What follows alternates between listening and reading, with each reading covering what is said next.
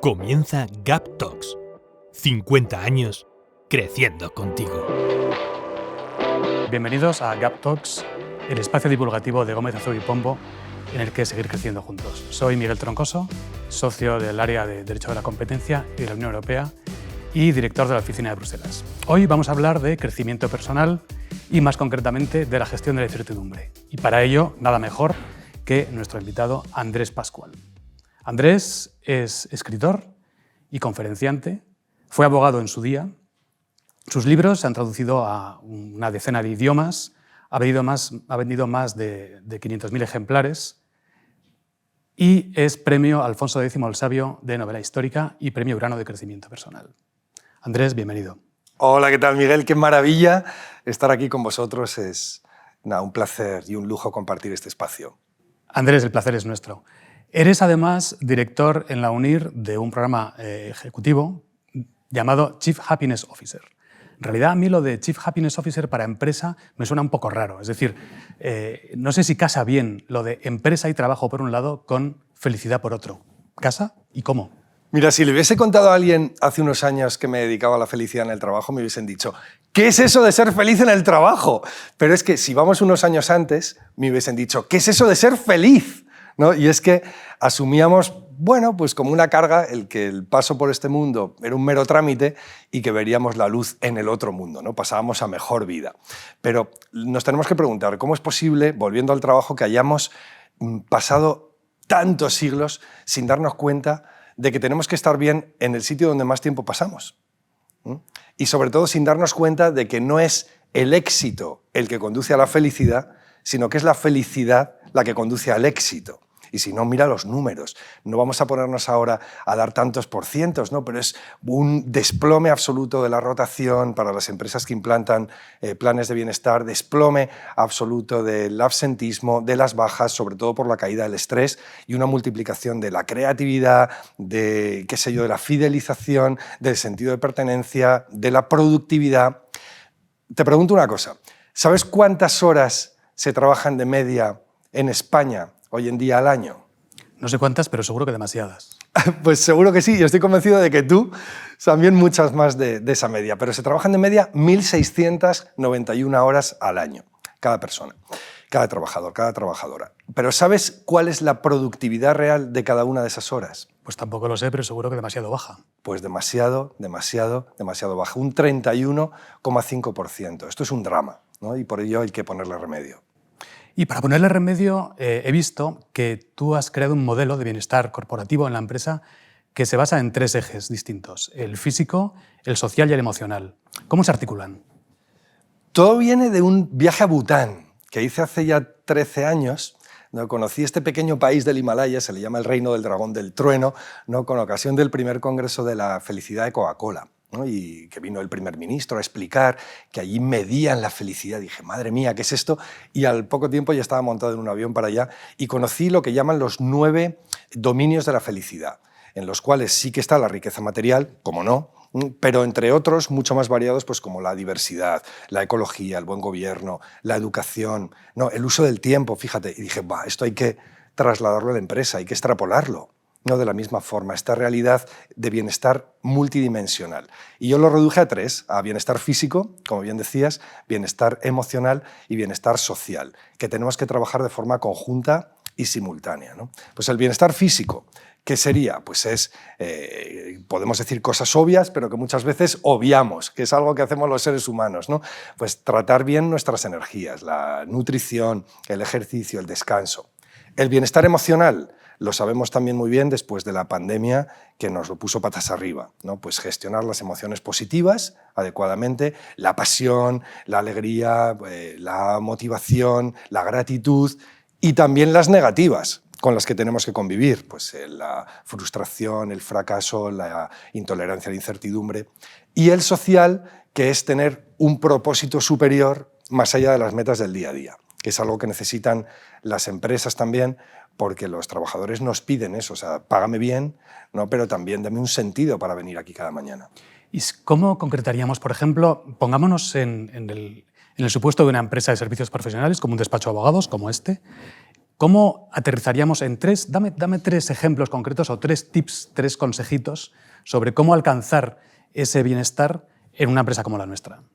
Mira, me gusta lo de consejitos porque a mí me gusta hablar de microhábitos en cuanto al enorme poder que tienen las pequeñas acciones, transformador, ¿no?, en nuestra mente, en nuestra forma de pensar y, por ende, luego en nuestra conducta, ¿no? Entonces, mira, podría decir que valen todos para todo el mundo, para todo trabajador, para toda trabajadora, pero como yo he sido abogado muchos años y sé de lo que pecamos, a veces pues yo creo que nos valdría, que teníamos que empezar por mirar dentro de nosotros mismos y cuidarnos un poco más.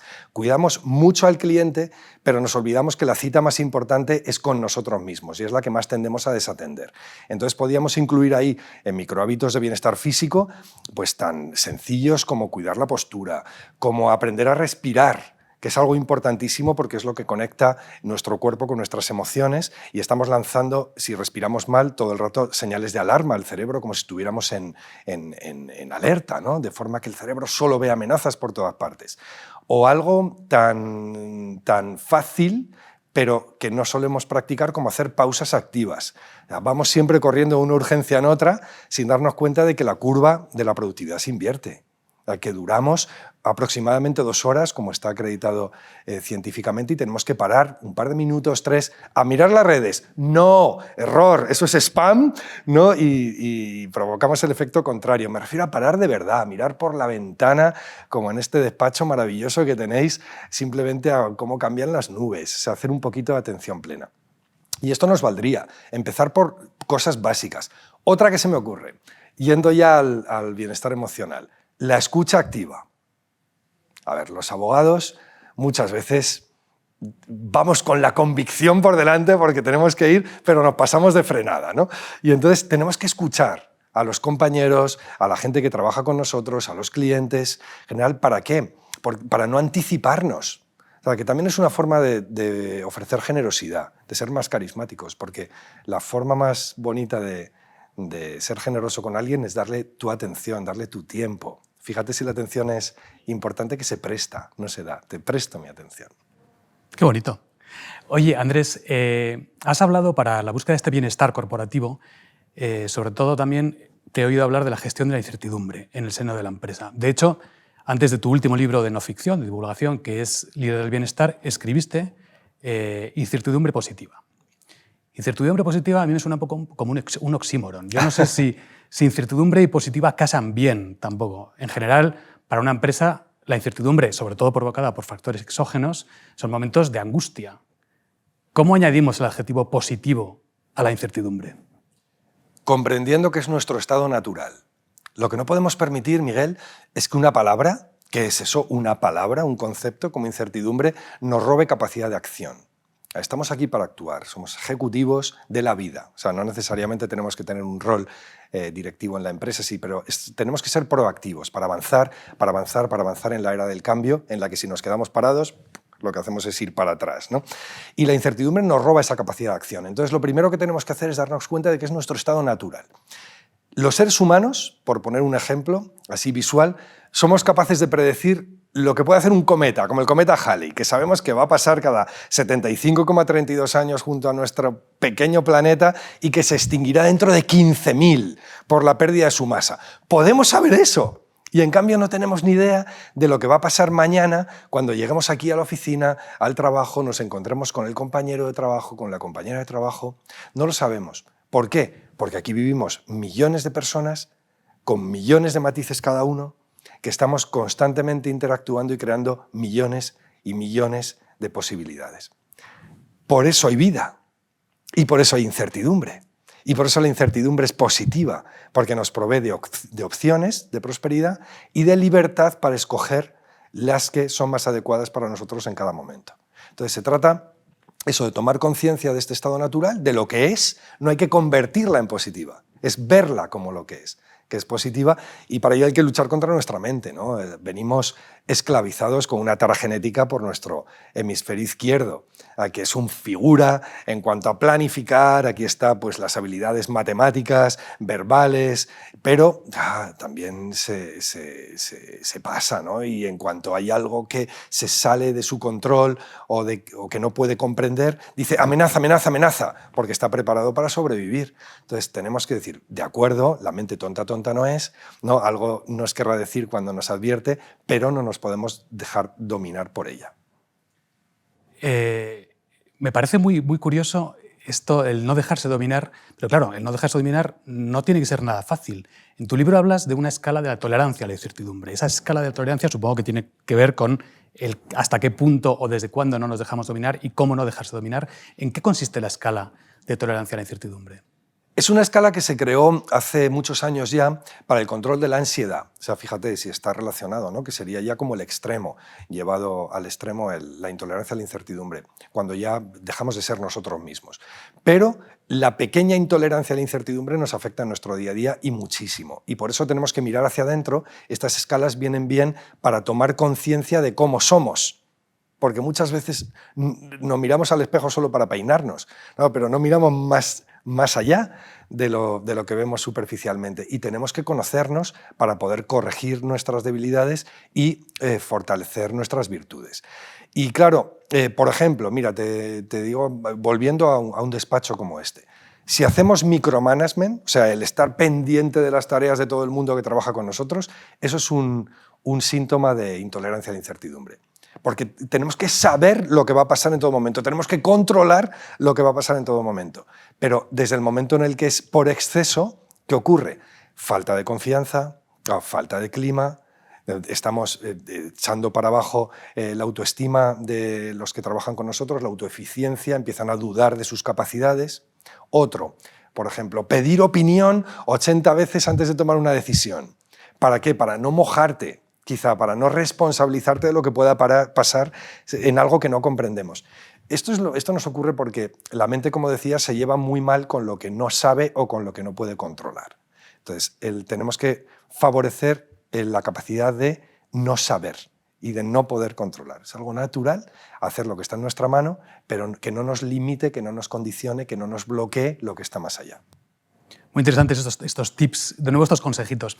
¿Tendrías de nuevo un consejo más que darnos en una empresa? Nos has dado sobre cómo gestionar la felicidad en el seno de la empresa, cómo gestionar la incertidumbre, como te he dicho antes, por ejemplo, cuando se cierra un año, empieza un año nuevo y tenemos el balance en blanco. ¿Qué va a pasar con ese balance? ¿Cómo gestionamos ese momento? Y cómo no transmitimos el estrés que eso conlleva hacia todo nuestro equipo. Micromanagement, como nos ha dicho. ¿Tienes algún ejemplo más?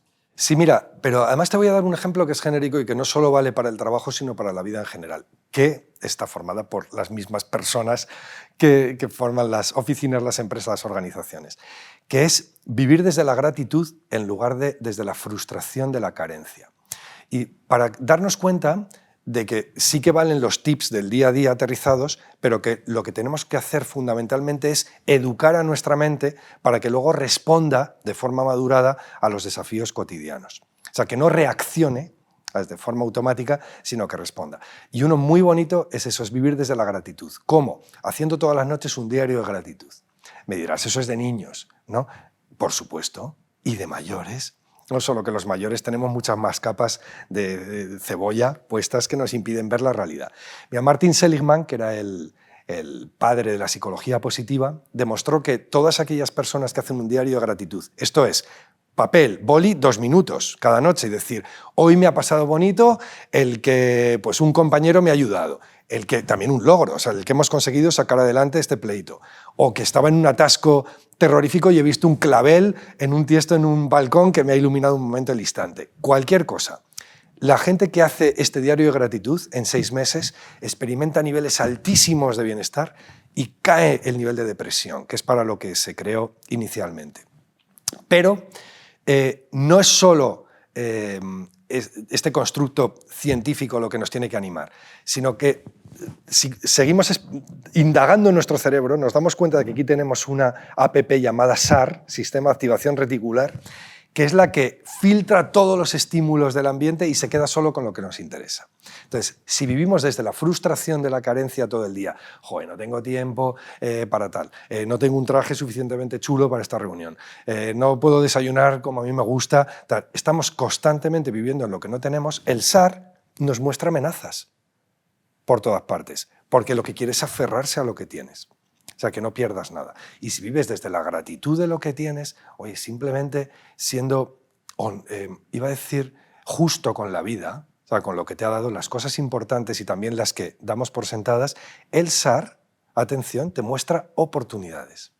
O sea, ves opciones donde otros no las ven. Y acabas con una balanza. Acabas con una balanza. Entonces, se trata eso, sobre todo, de creer en el poder de los microcambios y de educar a nuestro cerebro, porque si somos eso, somos alma, corazón y mente.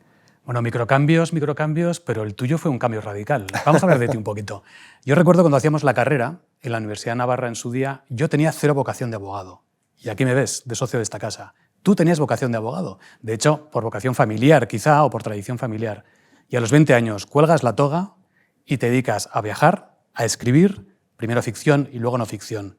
Eso sí que era una incertidumbre brutal. ¿Cómo lo afrontaste?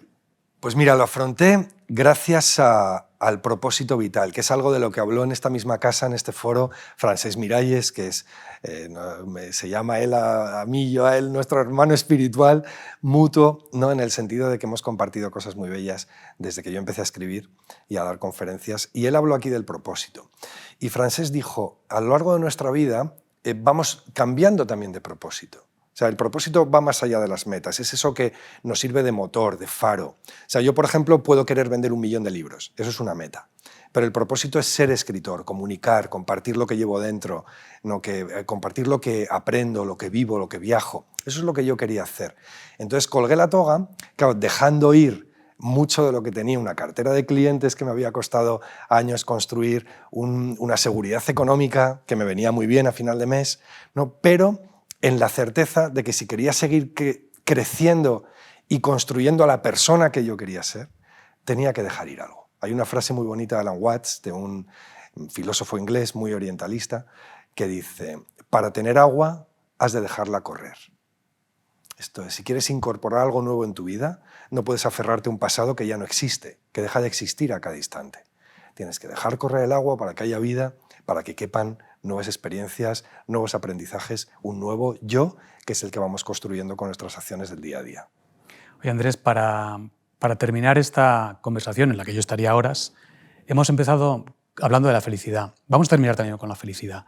Imagino que no hay un secreto universal para alcanzarla, pero habrá secretitos también sobre cómo llegar a un cierto grado de felicidad. ¿Tú tienes alguno que darnos antes de terminar?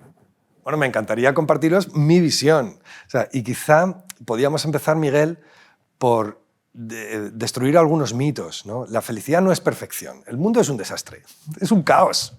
Lo que pasa es que es así, ¿no? Y nosotros somos parte de ese bello caos. La felicidad tampoco es el placer de los sentidos. O sea, está muy bien. A mi mujer le salen fantásticos los garbanzos con bacalao y gambas. Pero eso te da felicidad un instante y te la da a ti.